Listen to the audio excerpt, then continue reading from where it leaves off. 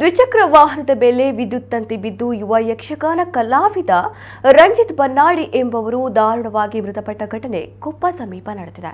ಕೊಪ್ಪದಲ್ಲಿ ಸೂರಾಲು ಮೇಳದ ಯಕ್ಷಗಾನ ಆಯೋಜನೆ ಮಾಡಲಾಗಿತ್ತು. ಆದರೆ ಭಾರೀ ಮಳೆ ಸುರಿದ ಕಾರಣ ಯಕ್ಷಗಾನ ಪ್ರದರ್ಶನವನ್ನು ರದ್ದುಗೊಳಿಸಲಾಗಿತ್ತು. ಈ ಹಿನ್ನೆಲೆಯಲ್ಲಿ ರಂಜಿತ್ ಬನ್ನಾಡಿ ಬೈಕ್ನಲ್ಲಿ ಬರುತ್ತಿದ್ದಾಗ ಆಕುಂಬಿ ಸಮೀಪ ವಿದ್ಯುತ್ ಕಂಬದ ತಂತಿ ಮೈ ಮೇಲೆ ಬಿದ್ದಿದೆ. ಇದರ ಪರಿಣಾಮ ರಂಜಿತ್ ಬನ್ನಾಡಿಗೆ ವಿದ್ಯುತ್ ಶಾಕ್ ಹೊಡೆದು ಅವರು ಅಸ್ವಸ್ಥಗೊಂಡಿದ್ದರು. ಕೂಡಲೇ ಅವರನ್ನ ಆಸ್ಪತ್ರೆಗೆ ದಾಖಲಿಸಿದರು. ಚಿಕಿತ್ಸೆ ಫಲಿಸದೆ ಸಾವನ್ನಪ್ಪಿದ್ದಾರೆ.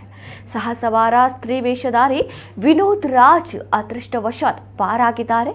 ಕೂಡಲೇ ಸ್ಥಳೀಯರ ಸಹಕಾರದಿಂದ ತುರ್ತು ವಾಹನದ ಮೂಲಕ ಗಾಯಾಳುಗಳನ್ನು ಆಸ್ಪತ್ರೆಗೆ ದಾಖಲಿಸಲಾಗಿತ್ತು. ಆದರೆ ರಂಜಿತ್ ಬನ್ನಾಡಿ ಸಾವನ್ನಪ್ಪಿದ್ದಾರೆ.